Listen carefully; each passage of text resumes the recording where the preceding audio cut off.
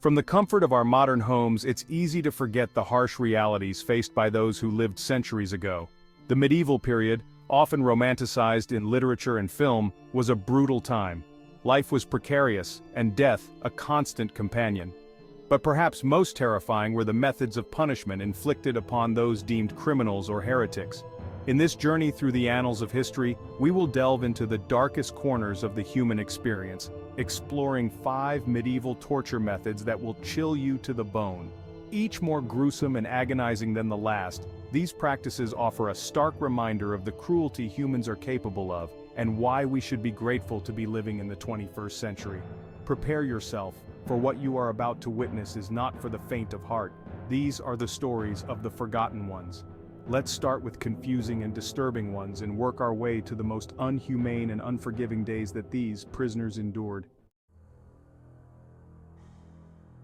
Imagine being cast into the depths of a dungeon, the heavy iron door slamming shut behind you. Darkness envelops you, thick and suffocating. The air hangs heavy with the stench of mildew and decay. These were the terrifying conditions of a medieval rat dungeon. Thousands of rats, their beady eyes gleaming, called these dungeons home.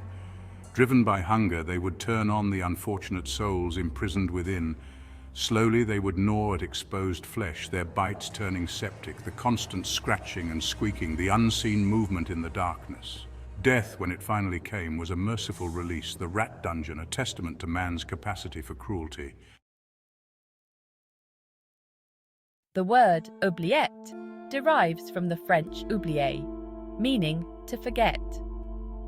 And forgotten they were, these souls unfortunate enough to be condemned to this gruesome fate. An oubliette was not merely a prison cell, it was a tomb in all but name. Often small and cramped, with no source of light or ventilation, these pits beneath the earth were designed to break the human spirit. Prisoners were lowered through a narrow opening at the top, their pleas for mercy echoing off the cold, damp stone. Once the trapdoor slammed shut, they were left to sit in their own filth, the silence deafening, the darkness absolute. Days bled into weeks, weeks into months. Hope, that flickering flame of the human spirit, slowly dwindled, starved of nourishment and light. Some succumbed to starvation, their bodies slowly wasting away. Others descended into madness, their minds unable to cope with the sensory deprivation and the crushing weight of their confinement. The oubliette, a place of utter despair, was where hope went to die. Imagine a cage, not of wooden bars, but of cold, unforgiving iron. A cage barely large enough to contain a human body, suspended high above the ground for all to see. This was the grim reality of the gibbet. Criminals, often deemed the worst of the worst, were placed within these metal cages and left to the elements. The scorching sun beat down upon them during the day, while the cold night air chilled them to the bone. Hunger and thirst gnawed at their insides, but there was no escape. Birds of prey, drawn by the scent of decay, circled overhead, their piercing cries a constant reminder of the condemned's fate. The gibbet was not a swift execution. It was a spectacle of suffering, a slow and agonizing death by exposure, dehydration, or starvation. But the true horror of the gibbet lay in its public nature. It served as a warning to others, a gruesome reminder of the price to be paid for defying the law. Of all the horrors devised in the medieval period, the torture known as the rat and the ball stands out as particularly cruel and ingenious.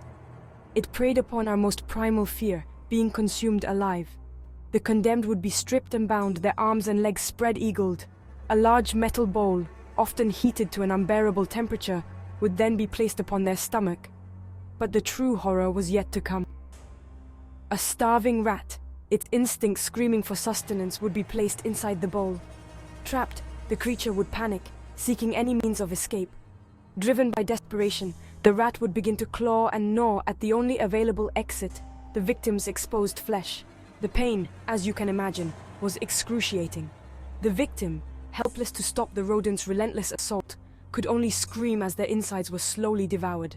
The torture could last for hours, even days, a testament to the human body's remarkable resilience and a chilling reminder of the depths of our capacity for suffering. Imagine being sewn into a leather sack, the rough material scratching at your skin. The air grows thick and heavy, the stench of your own fear clinging to you like a shroud. This was the terrifying reality for those condemned to the leather sack, a method of execution as agonizing as it was terrifying.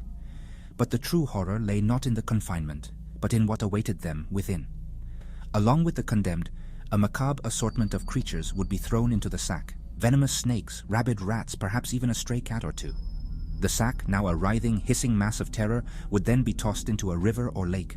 The condemned, trapped within, would experience a symphony of horrors. The animals, driven mad by fear and the cold water, would lash out, their claws and teeth tearing at any available flesh. Drowning, a comparatively merciful release, would often come as a blessed relief.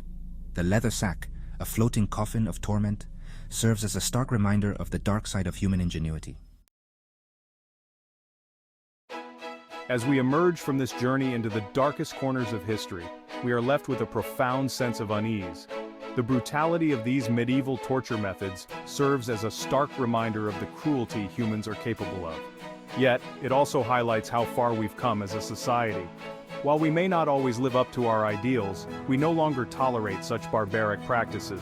The principles of justice, fairness, and human dignity, hard-won over centuries of struggle, guide our modern legal systems.